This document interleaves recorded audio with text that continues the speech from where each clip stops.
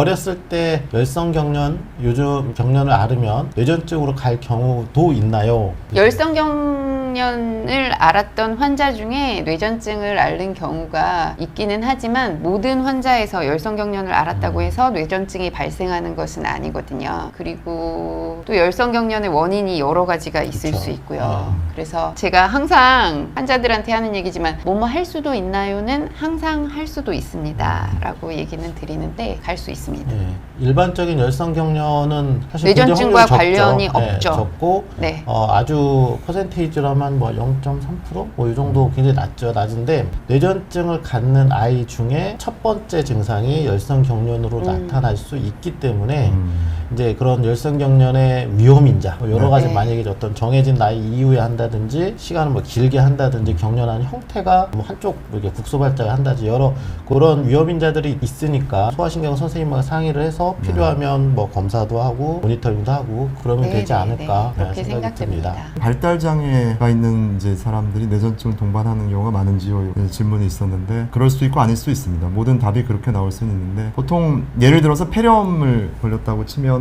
열도 날 수 있고 기침도 많이 할 수 있고 가래도 끓을 수 있는데 뇌에 어떤 문제가 있으면 그 증상의 일부로 발달 장애가 나올 수도 있고 뇌전증이 동반될 수도 있습니다. 그러니까 뇌전증은 하나의 질환일 수도 있지만 증상이 질환명으로 된 경우이죠.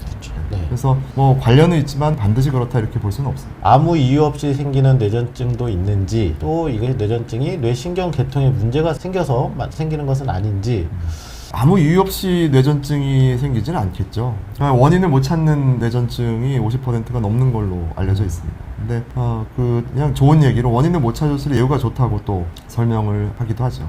결국 뭐 뇌신경 계통에 문제가 그렇죠. 뇌신경에 이렇게 문제가 생겨서 전기적 이상이 생기게 되고 그것 때문에 발작 증상이 생기게 되는 게 뇌전증이기 때문에 뇌신경 계통에 문제가 생겨서 네. 발생하는 것으로 생각하시면 되겠습니다.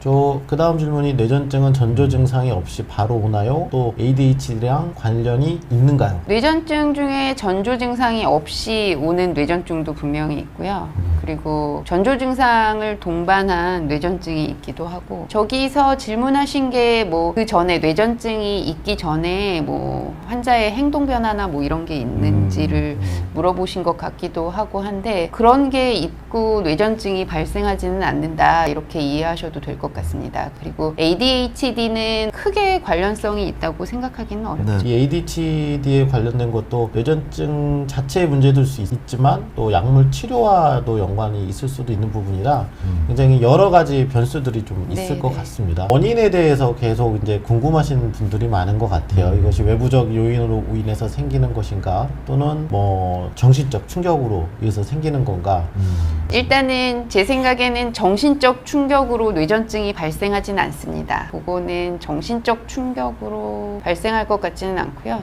그렇지만 뭐 외부 충격, 예를 들어서 머리를 다치거나 뭐 했을 때 뇌전증이 발생할 수는 있고 또 청소년기에 뇌전증이 발생하는 경우에는 부모님들이 오셔서 그러시는 경우가 많아요. 얘가 얼마나 건강하고 잘 컸고 이제까지 우리 집엔 아무런 그런 게 없었고 그런데 얘가 왜 뇌전증이냐 그러는데 그 시기에만 또 특정 발현하는 뇌전증들이 있거든요. 그 연령에만. 그러니까 본인이 가지고 있는 인자였는데 그 시기에 발현을 해서 뇌전증이 발생하는 경우도 있어서 저는 제가 이해하기로는 그렇게 이해하고 있고 환자들한테도 그렇게 설명을 하고 있습니다. 질문에 다 대답을 못 드려서 좀 죄송한 점이 있지만 그래도 오늘 즐거운 시간이었습니다. 아이들한테 좀 힘이 되는 말씀을 한번 좀 더 주시죠. 그렇죠. 우선 제일 중요한 건 이 질환이 나의 미래를 어둡게 할 것이다 라는 생각 안 했으면 좋겠습니다. 비록 매일 아침 저녁 약을 먹어야 되고 1년에 적어도 뭐 2번이나 4번 병원에 가야 되고 1번 검사를 해야 되고